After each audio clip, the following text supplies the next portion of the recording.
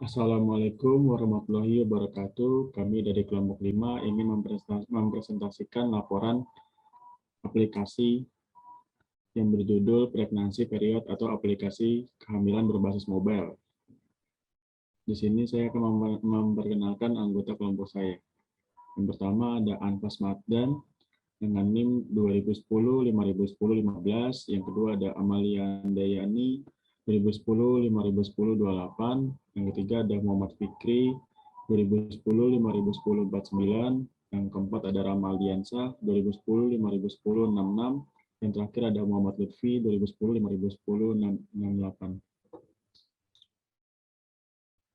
Kehamilan pada seorang ibu merupakan proses yang menjadi perhatian khusus bagi keluarga yang menanti-nantikan kehadiran putra atau putri yang dicintai. Oleh karena itu, setiap ibu hamil sering melakukan kontrol ke dokter kandungan untuk mengetahui perkembangan janin dalam kandungan atau mengetahui usia kehamilan. Bagi beberapa pasangan yang kurang mampu, kegiatan kontrol ini tidak dapat dilakukan secara rutin sehingga seringkali tidak dapat mengetahui informasi perkembangan janin pada usia kehamilan yang berjalan. Kurangnya informasi juga dialami oleh pasangan yang berencana untuk mempunyai anak, maupun yang ingin menunda kehamilan dengan sistem kalender. Pada dasarnya, usia kehamilan secara tradisional dapat diperkirakan dengan cara mengetahui hari pertama haid terakhir. Kami mengharapkan aplikasi ini dapat diakses pada device dengan platform Android, sehingga bisa membantu pasangan yang ingin melakukan program untuk memiliki keturunan secara tepat.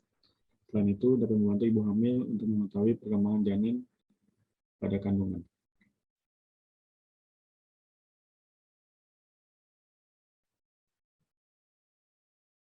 Selanjutnya akan dibacakan oleh Anfas Magdan. Kepada Anfas dipersilakan. Baik, pertama latar belakang. Kehamilan merupakan suatu hal yang sangat penting bagi semua calon ibu, di mana calon ibu pasti akan memberikan perhatian dan perawatan terbaik terhadap kandungannya. 9 bulan menjalani masa kehamilan bukanlah hal yang mudah. Banyak ibu hamil, terutama ibu-ibu muda dengan kehamilan pertama, khawatir dalam menghadapi dan menjalani kehamilan. Kurangnya pengetahuan tentang kehamilan, serta kurangnya perhatian baik dari diri sendiri, sang ibu hamil maupun suami atas kebutuhan saat kehamilan, merupakan hambatan bagi seorang calon ibu dalam menjalani masa kehamilan. Kesehatan ibu dan anak adalah upaya di bidang kesehatan yang menyangkut pelayanan dan pemeliharaan ibu hamil, ibu bersalin, ibu menyusui, dan bayi serta anak balita. Tujuan program kesehatan ibu dan anak ini adalah tercapainya kemampuan hidup sehat melalui peningkatan derajat kesehatan yang optimal bagi ibu dan keluarganya untuk menuju norma keluarga kecil bahagia sejahtera (NKKBS) serta meningkatnya derajat kesehatan anak untuk menjamin proses tumbuh kembang optimal yang merupakan landasan bagi peningkatan kualitas manusia seutuhnya. Saat ini telah hadir sebuah framework baru. Framework ini berbasis Linux dan bersifat open source. Karena sifatnya yang open source, maka bisa lebih dikembangkan kode-kode program yang telah ada. Framework tersebut bekerja pada Android. Melihat permasalahan hal ini, yang di atas menulis mendapatkan ide serta motivasi untuk membuat sebuah aplikasi yang berjudul Aplikasi Panduan untuk Ibu Hamil berbasis Android Mobile, yang diharapkan dengan aplikasi ini dapat berguna sebagai panduan serta informasi seputar masa kehamilannya yang disajikan secara menarik dan praktis untuk digunakan. Lalu rumusan masalah. Dari latar belakang ini bisa dirumuskan masalah, yaitu tentang bagaimana membuat sebuah aplikasi yang bertindak sebagai panduan untuk mengetahui perkembangan usia kehamilan dan masa kelahiran serta menyajikan sebuah informasi yang lebih menarik dan praktis untuk digunakan dengan sistem berbasis Android mobile. Lalu batasan dari aplikasi ini. Pertama, aplikasi ini tidak sepenuhnya menggantikan fungsi ahli kehamilan atau ahli kandungan. Lalu aplikasi ditunjukkan untuk membantu ibu hamil atau masyarakat pada umumnya, terutama ibu muda, dalam mengetahui gejala awal kehamilan dan mempermudah mengetahui karena rentannya pengetahuan, terutama pada kehamilan pertama. Penggunaan aplikasi ini menggunakan handphone atau Android disertai jaringan internet.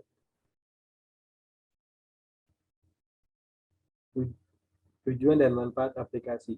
Adapun tujuan umumnya adalah untuk merancang dan membuat aplikasi panduan mengenai kehamilan pada calon ibu berbasis mobile, agar dapat memberikan kemudahan pada masyarakat, dalam hal ini ibu hamil, dalam mendapatkan informasi perkembangan dan keadaan ibu hamil jika dideskripsikan. Pertama, merancang aplikasi panduan kesehatan ibu hamil dan anak berbasis Android yang dapat memberikan informasi yang berguna bagi ibu, khususnya bagi ibu yang baru hamil, yang biasanya memiliki pemahaman yang minim mengenai hal tersebut. Lalu, aplikasi menyediakan informasi mengenai keadaan bahaya yang harus segera diberi penanganan cepat pada ibu hamil. Perancangan target luaran. Target pada aplikasi ini bukan saja untuk ibu hamil. Kami berharap aplikasi ini nantinya akan berguna untuk ibu-ibu yang memiliki balita. Dikarenakan pada aplikasi ini menyediakan fitur masa kembang balita, dan ibu yang memiliki balita tersebut dapat mengetahui pertumbuhan dan perkembangan balita dengan baik. Baik, selanjutnya saya kembalikan ke moderator. Ngomong dulu. Untuk bab 2 dibacakan oleh Amalia. Kepada Amalia dipersilakan. Terima kasih Lutfi. Untuk bab 2 ada landasan teori. Di sini ada Android dan bahasa Java. Untuk Android sendiri itu adalah sebuah sistem operasi yang dirancang untuk perangkat seluler seperti telepon pintar atau smartphone dan komputer tablet. Sistem operasi Android ini berbasis Linux yang mengartikan bahwa fondasi dasar sistem operasi ini adalah Linux. Linux adalah sistem operasi yang dirancang untuk perangkat komputer Android versi mobile atau touchscreen, smartphone, dan tablet. Sehingga sistem operasi yang berada di dalam smartphone saat ini memang menyesuaikan dari kelas low-end hingga high-end. Sehingga perkembangan sistem Android memang cukup meningkat tajam. Android merupakan sistem operasi yang terbuka atau open source, yang mana berarti jika pihak Google memperbolehkan dan membebaskan bagi pihak manapun untuk dapat mengembangkan sistem operasi tersebut. Bahkan, Anda sendiri pun juga dapat mengembangkan sistem ini yang memang sesuai dengan keinginan. Sistem Android memiliki gudang aplikasi dan game, yaitu Google Play Store, yang mana di sini bisa dapat mendownload serta menggunakan aplikasi atau game yang terdapat di Google Play Store sepuasnya dengan menggunakan perangkat seluler dengan sistem Android.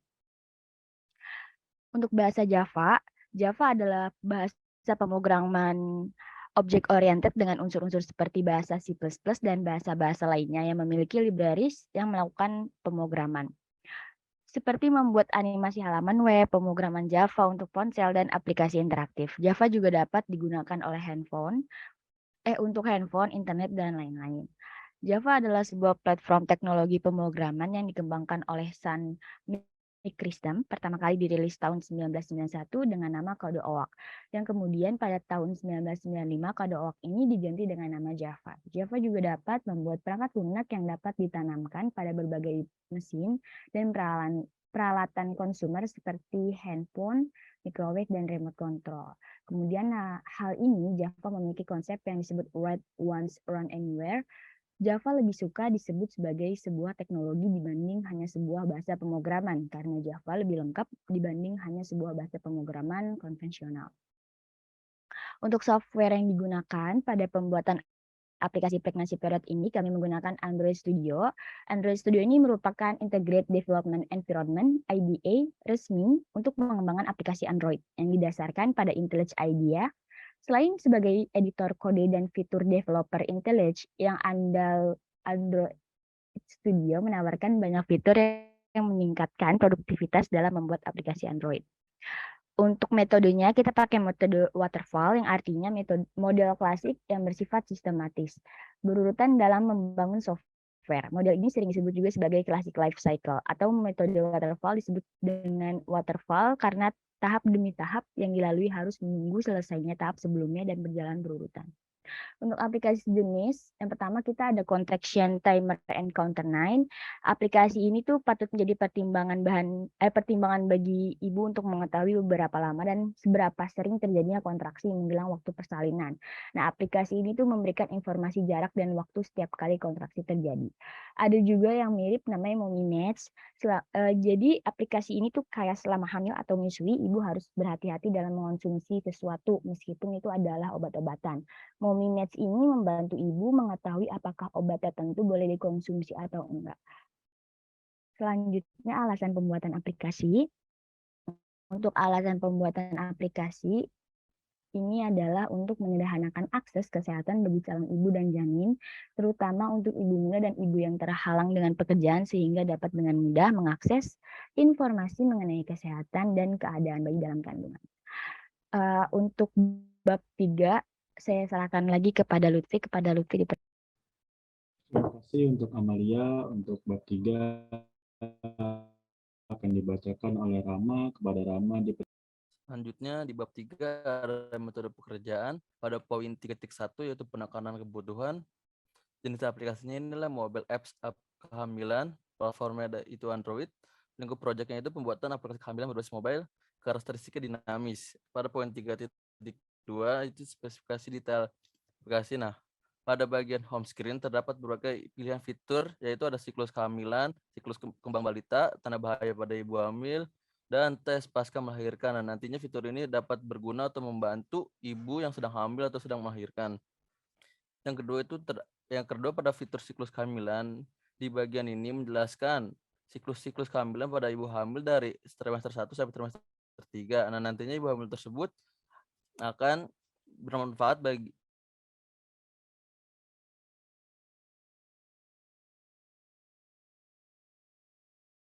tersebut mengetahui perkembangan bayi balita. Di bagian ini menjelaskan bagaimana perkembangan mulai dari umur 0 sampai 5 tahun. Nah, karena ada terjadinya peningkatan pesat pada pertumbuhan dan perkembangan balita, bagi ibu sangat membantu karena akan mengetahui pertumbuhan dan perkembangan anaknya kelak. Selanjutnya ada fitur tanda bahaya pada ibu hamil. Bagian ini dapat membantu apa saja yang membahayakan bagi ibu hamil untuk menghindari risiko besar yang mungkin akan terjadi ke depannya.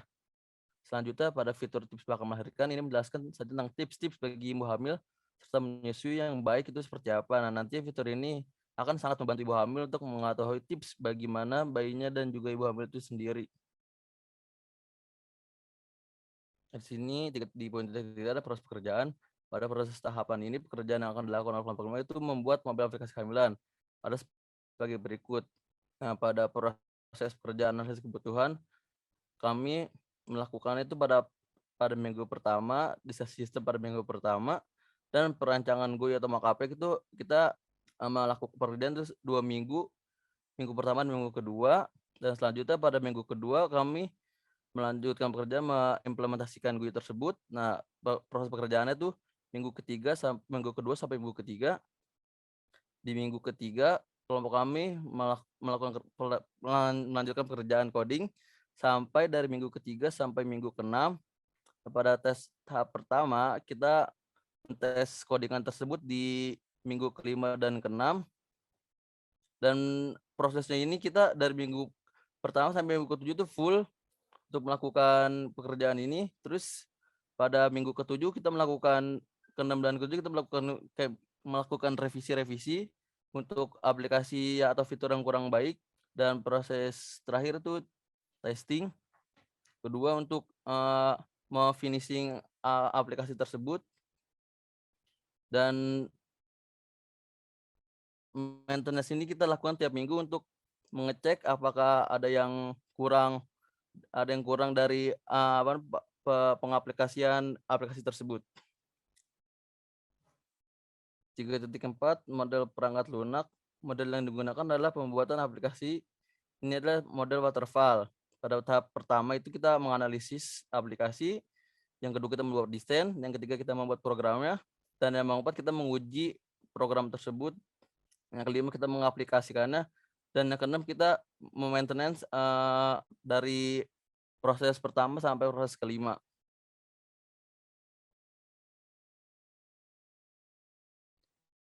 Aktivitas dalam metode waterfall, yang pertama analisis, yang kedua desain, yang ketiga penulisan program atau programming, yang keempat itu pengetesan atau testing, yang kelima pengimplementasian, yang keenam ada maintenance.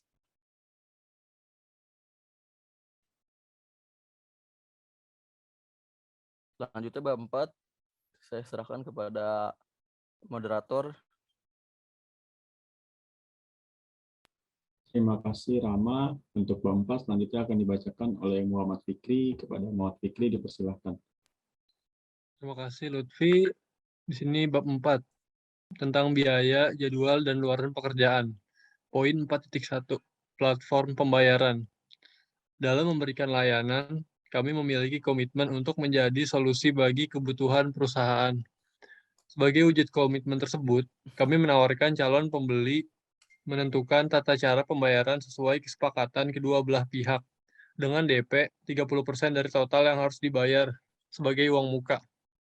Lalu pelunasan dilakukan setelah program disosialisasikan dan siap digunakan. Poin 4.2, pengajuan anggaran. Berikut ini adalah rincian biaya yang digunakan selama proses pembuatan aplikasi ini. Sini ada tabel estimasi biaya. Yang pertama, di sini jenisnya ada analisis kebutuhan, lama pengerjaannya bisa 7 hari, dan rata-rata pendapatannya sampai 175.000, totalnya 1.225.000. Yang kedua, ada desain sistem, lama pengerjaannya 7 hari juga, dan rate per harinya bisa 200.000, totalnya 1.400.000. Yang ketiga, di sini ada jenis perancangan GUI, mockup, lama pengerjaannya per hari bisa sampai 14 hari, dan rate per harinya juga 180.000, totalnya 2.520.000. Yang keempat atau terakhir, di sini ada development, lama pengerjaan hari per harinya bisa 30 hari, rate per harinya bisa 250.000, totalnya 7.500.000. Jumlah total semuanya bisa dilihat di sini ada 12.645.000.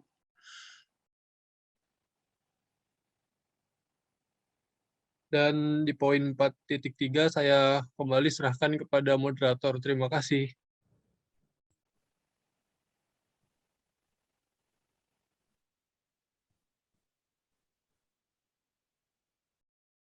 Nah, di sini kelompok kami akan mendemokan aplikasinya.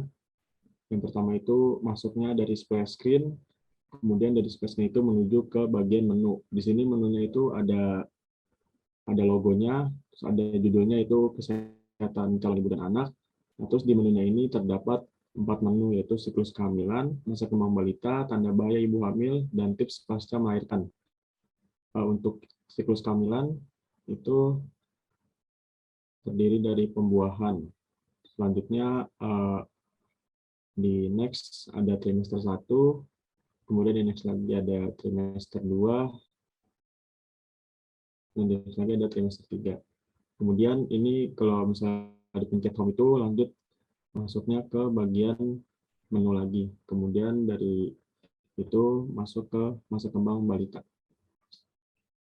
Di masa kembang balita ini hanya terdapat satu layout, yaitu satu layout ini sudah mencakup dari masa kembang janin sampai 40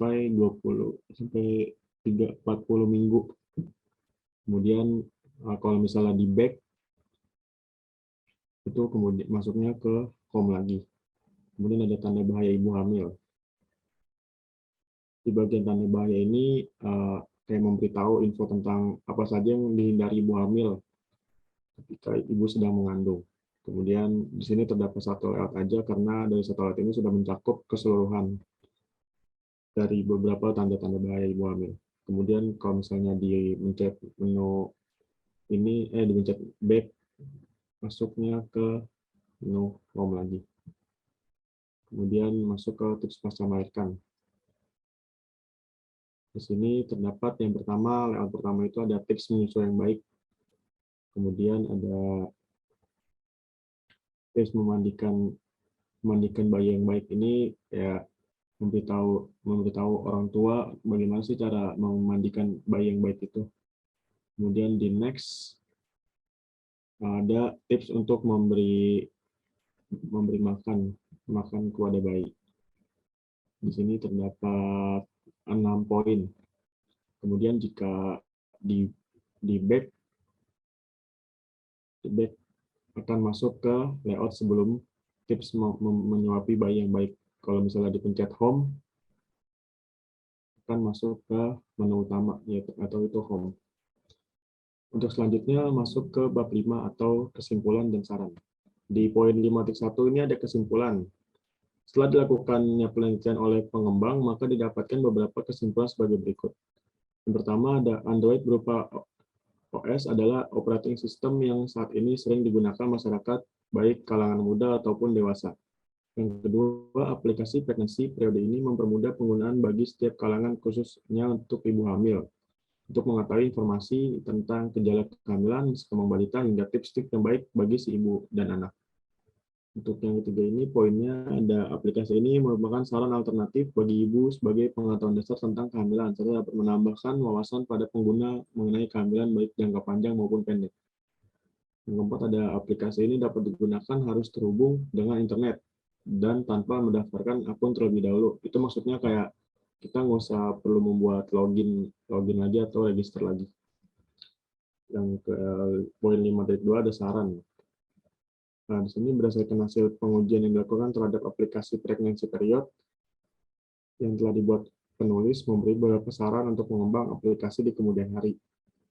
Yang pertama ada menambahkan kalender kehamilan sebagai pantauan menuju hari kelahiran si kecil. Yang kedua ada pemutaran musik yang dapat didengar oleh ibu hamil yang dapat mencerdaskan calon bayi serta menenangkan emosi bagi ibu hamil. Yang ketiga menambahkan fitur gerakan atau olahraga apa saja yang dapat dilakukan oleh ibu hamil. Yang keempat mengembangkan aplikasi agar dapat digunakan berbagai macam platform seperti Windows, Windows Phone, iOS, dan lain-lain.